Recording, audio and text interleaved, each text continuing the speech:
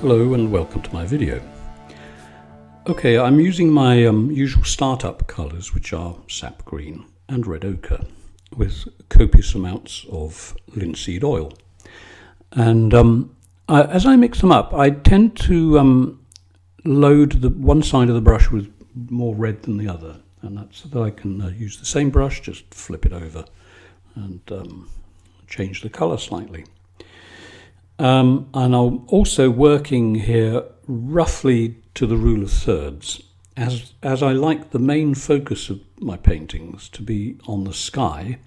I'm using the bottom third as landscape, and I'm making this up as I go along. This place doesn't exist anywhere except between my ears, so it's a bit of a fantasy painting really. It's all in my imagination. And you'll notice that I'm using the tip of the brush for really dark coverage, full coverage of paint, and then I turn the brush and use the side of the brush to scrape away paint so that I get back to the gesso, which is on the wooden panel that I'm painting on. I do still paint on canvas, although not as much as I used to, because I like this effect, and you can't really get this as well on canvas because of the tooth in the canvas. The texture tends to hold paint, and when I scrape away paint, I really want it to scrape away. I would really want to hit the light that's underneath. Or, of course, it doesn't have to be light. You can cover your painting in brown, red, orange. You choose whatever colour you want, and that'll be your underlying tone for the picture. So until I put the sky in, I won't finalise the actual top edge of the landscape. I'm going to keep it loose. The reason I do this is because I want the sky and the landscape to sort of meld together. This gives you instant perspective. As soon as you start blending whatever the colour the sky is on the horizon with the landscape, they meld together, and it looks as though the painting's just been perfectly painted for perspective, if that makes sense.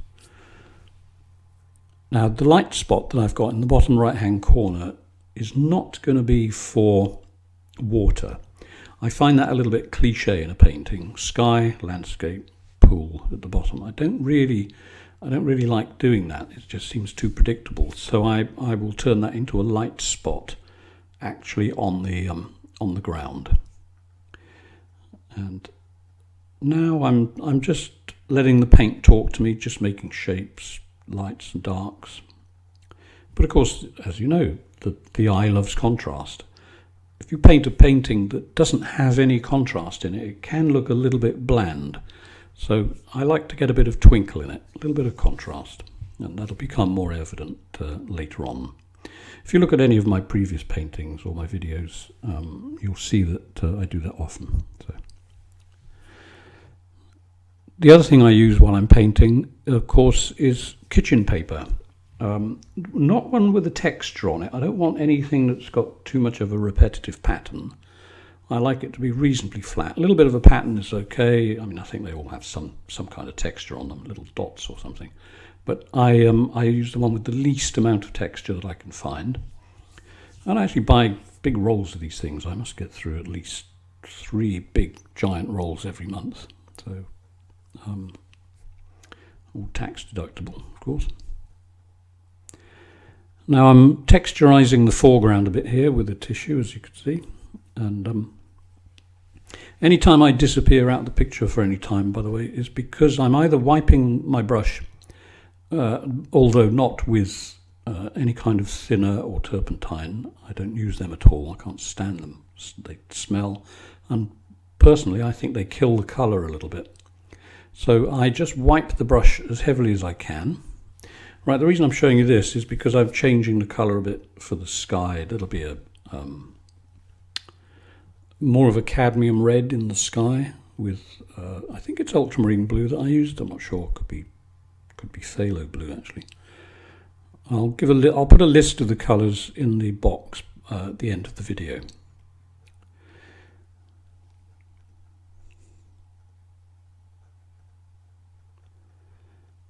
So off we go with the sky. As I said, I'm sure it's cadmium. I don't use that much. I don't have a big range of colours. I just have a lot of tubes of certain colours that I like. I will mix up a colour rather than buy it ready-made. Although, having said that, there's nothing wrong with using colour that's ready-made straight from the tube, because sometimes someone's mixed it. So it's not like you don't have to mix your colours.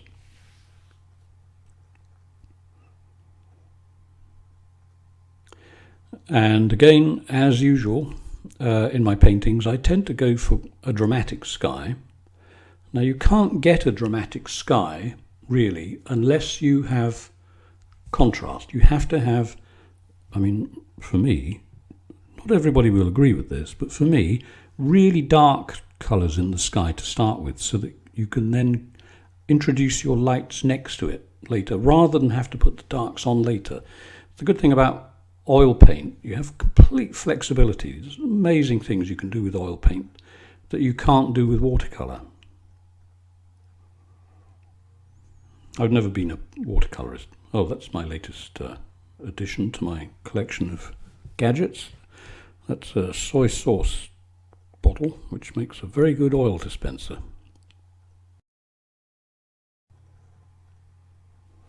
So on with the sky. I'm using quite big brushes for this painting. I tend not to use small brushes unless it's very, very necessary at the end of the painting. If I want to put in a few distant tree trunks, and sometimes I use Q-tips for that. If the Q-tip is too fat, then I'll use a really very thin brush. And I use a brush called a rigger. It's a general term, I think. It's probably comes from when people used to use these brushes to paint rigging on ships, maybe, because you certainly need a thin brush for that. But as I was saying, the brushes I use, most of them come from a hardware store. They're really cheap, which is good because I'm quite forgetful. At the end of a painting, by the time I finished with it, I just want to drop the brushes. And as I don't have a minion to clean my brushes for me, I tend to forget them, because when I'm not painting, I'm designing books, and I design a lot of books. Sometimes one a day, sometimes two a day. These are paperbacks, and I just can't be bothered to clean them. I know it's really bad. It's sort of wasteful, but these brushes are so cheap. The one I'm using there at the moment probably only cost €1 or maybe €2, something like that. So there we go. I'm smearing the paint now with a bit of kitchen paper. That's not a deliberate painted pale spot at the top there. That's just the reflection from my light in my room. So you'll see at the end, when I take a decent photograph of it, you'll see what I mean. Now, the reason I'm wiping away, it's pretty obvious really, is that I'm choosing the areas of the sky where I will have a lighter coloured cloud.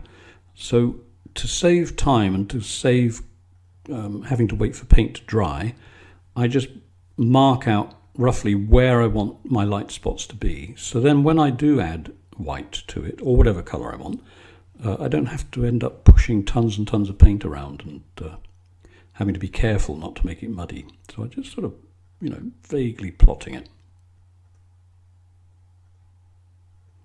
There's a little bit of green that's gone up into the sky there, which you can barely see because my arm has gone over it. I must apologise, by the way. I'm trying to find ideal positions to put my camera so that you can see what I'm doing, but I do tend to get in the way a bit. So sorry about that.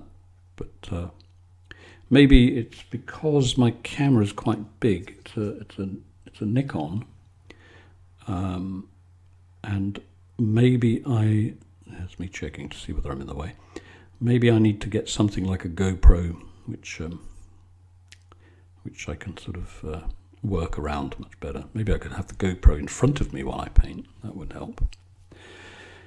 Anyway, onwards and upwards. So yeah, I'm wiping away paint now, very roughly. I'm not taking any care on what I'm doing here, because it doesn't matter at this stage. This is one of these. It's a good time to mention this now. This gets into the realm of frame of mind as you paint. And I've said it in my other videos, and I'll keep repeating it because I'm sure it helps people. Is that don't be precise to start with. Be general in what you're doing. Plan it out using whatever method you like. But this method works for me because it's so flexible. Plan out what you're going to do. Scrape away the bits of paint you don't want, wipe them off, and in wiping them off you will get effects that look quite interesting. For instance, just halfway up the painting there, slightly to the left, there's a nice sort of effect with the blue and the red and the pale part where I've wiped the cloud away. So that works quite well. And if I like it, I'll leave it. If it's because there's hardly any paint on it, doesn't make it any less of a painting. So now I'm just reducing the paint slightly there on the right hand side, and I am ambidextrous, so it's quite easy for me to use my left hand for stuff like this. And then just a moment out for me to remove a bristle from my painting. I must have got it on there when I was gessoing the board. Incidentally, I use 3 coats of gesso when I get my board. This is just plywood. I'm not quite sure how thick it is, but I don't know, probably 1/8 of an inch, maybe a bit more, maybe 3/16. I used to use MDF or I think I can never remember what Americans call it, masonite. But it's really heavy. You certainly don't want it to be anywhere where there's damp because it'll start to warp, which means it's not going to be awfully stable. And I find that plywood is just a little bit more stable, certainly a lot lighter. And I just like the idea of working on wood. So again, there we are. Back to gessoing. I gesso it once, leave it to dry for about an hour, depending on the conditions. Sometimes it takes longer. And then I give it a light sand, wipe all the dust off, another coat of gesso, wait approximately another hour, and then a bit more sanding, and then another coat of gesso. And on the final coat of gesso, I don't sand it before I paint. I just leave it because it gives you a bit of tooth in the texture. Now, I'm starting to use a palette knife here. I'm not being precise in what I'm doing. I just know that somewhere in that spot I'm going to have a bit of light sky. So I'm just sort of troweling on some white on the painting. Deep apologies for my shoulder getting in the way.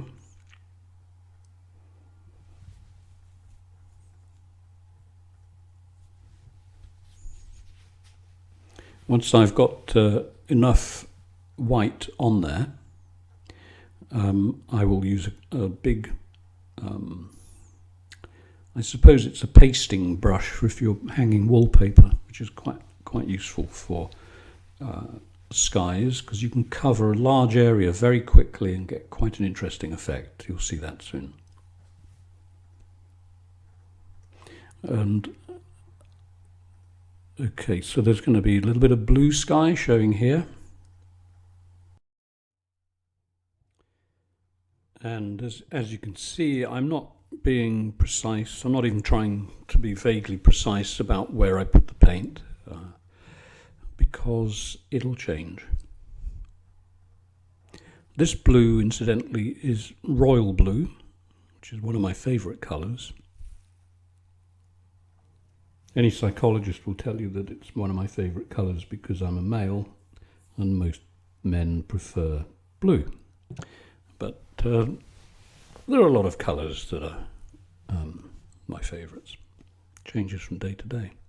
Depends on how much coffee I've had to drink in the morning. So again, I've disappeared out of view because I'm probably cleaning a brush, and also just taking a few moments to think about the painting. Oh, here we are. Here's my pasting brush. Unfortunately, that brush doesn't exist anymore because when I finished the painting, I put it down thinking I'll clean that, and I didn't. I forgot. Now I'm sort of beating it up a bit before I use it. It's worth doing this just to get the bristles out, because there's nothing worse than having to remove bristles stuck to your painting, because quite often, if they're in there long enough, you have to peel them out and then you have to burnish the painting down to get rid of the mark they've left and then retouch it. So it's best to avoid that. So I'm going over this quite loosely. I'm not making really heavy contact with the board. It looks as though I am, but it's wobbling about a bit because it's a thin piece of plywood, but I'm actually just skimming it. And every now and then I just give the brush a little wipe just to get any surplus paint off it, because now, for instance, okay, I'm working on the blue bit and working down to where the land will be. I don't want to put that over the paint, the white paint that I've put on there, because that defeats the purpose of putting the white on there. So a little bit more wiping. And off we go again.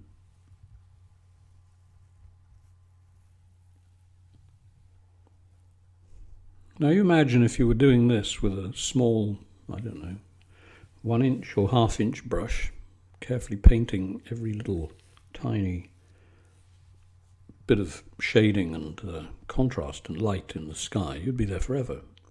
Whereas this way, wallop, and it's done. Well, almost done. Now, in a minute, I'm going to be working on the landscape to bring it up to the sky. But before I do that, just putting in a little bit more highlight along the horizon.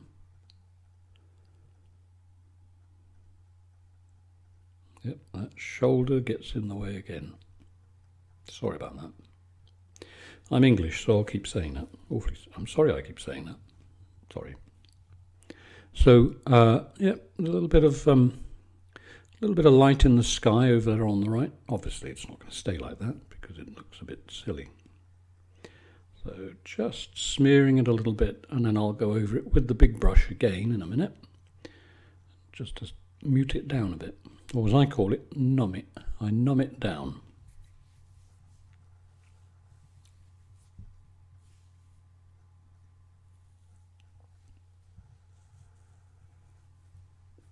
A few more highlights.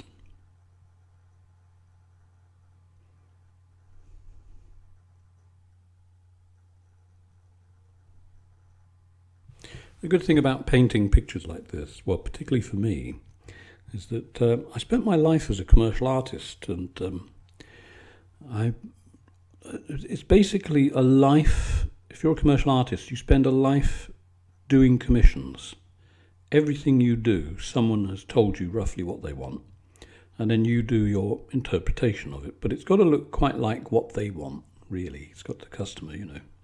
Customer pays you to do something. That's what they expect you to do. So for me, it's quite refreshing.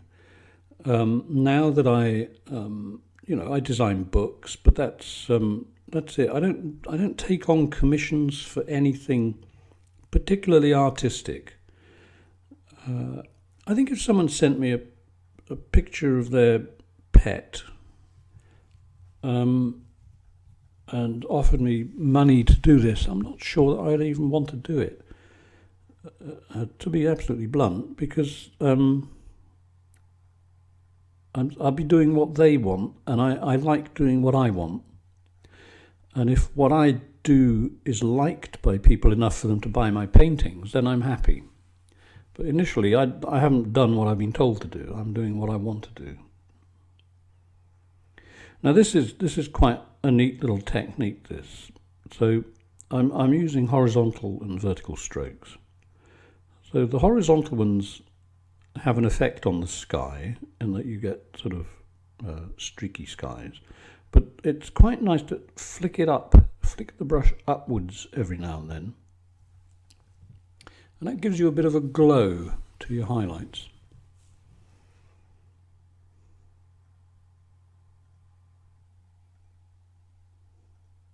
And as you can see, I'm taking great care and being extremely precise where I put my brush. That's intended to be slightly ironic. That's actually what I'm not doing. I'm treating the picture as an overall thing. So I'm not concerned with the minute details.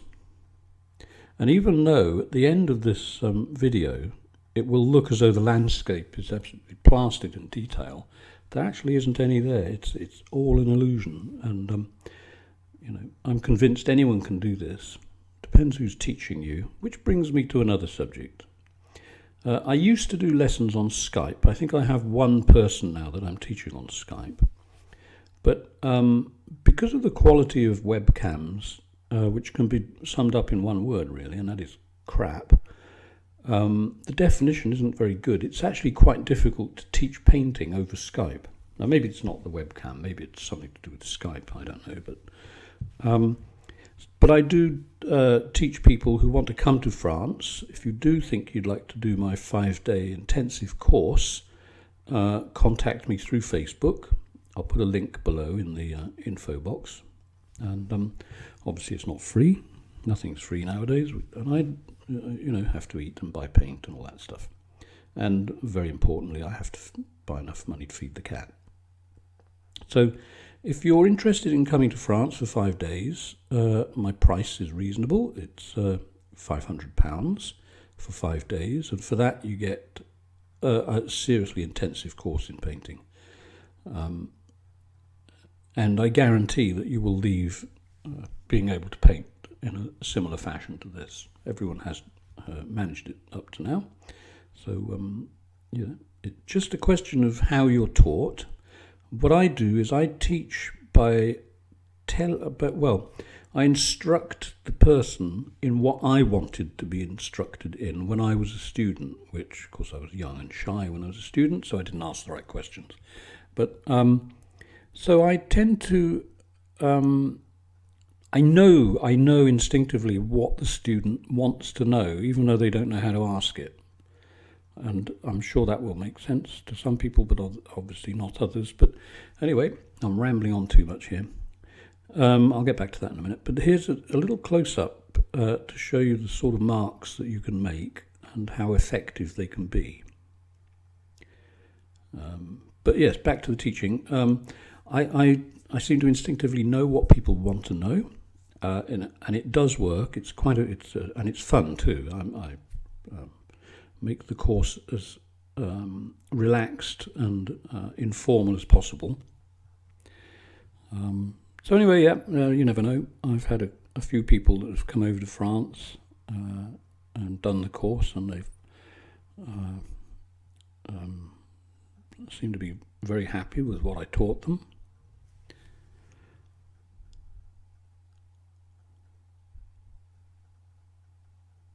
I wasn't sure whether I'd priced my courses correctly, but I had a look on the internet, and it seems that an awful lot of, well, it's not really a holiday, it's a working holiday, I suppose.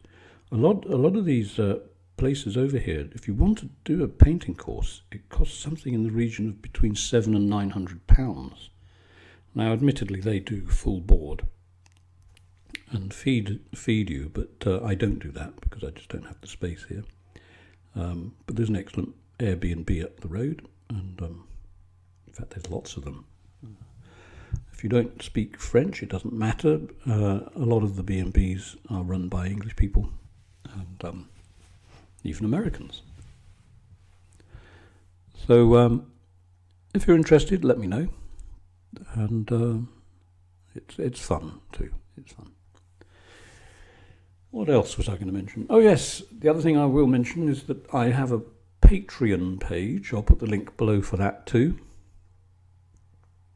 If you feel that you want to support me, and all the money goes to Wine, Women and Song, it all goes to buying paint and equipment, and hopefully one day a really good camera.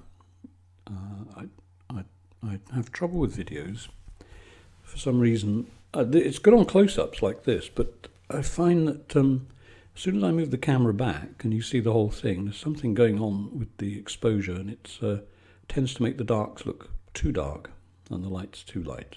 So I'll figure that one out eventually. So I'm putting in as much texture here as I can. Notice the sideways movement of the brush takes the paint off. I know I'm repeating myself. And the downward movement of the brush tends to put colour on. The trick is staying in control of this. It's actually quite easy for people to do this and end up pushing around a sea of sort of green sludge coloured mud. So I think we'll go to the other side of the painting. Now there's my light spot in the foreground. I quite like that effect. Oh yes, no, instant tree. Notice how that tree suddenly appears? So I'm using the edge of the brush, and then I push the brush down, use the bottom edge, and it gives you instant tree trunk. Just a hint. It's enough for the brain to say, oh, that must be a tree. Okay, sorry about my arm again. And notice all that detail on the hill in the distance. Isn't that amazing? Didn't paint any of it. It's almost automatic. There was a time when I was younger, when I used to copy old masters for a living, and I would actually have painted all that stuff in the background with a small brush, but you don't need to. I'm sure the original old masters didn't do that sort of thing that much. I'm sure they used things to make textures quickly, and that's what I'm doing now. The only difference is I use paper, and they probably used cloth.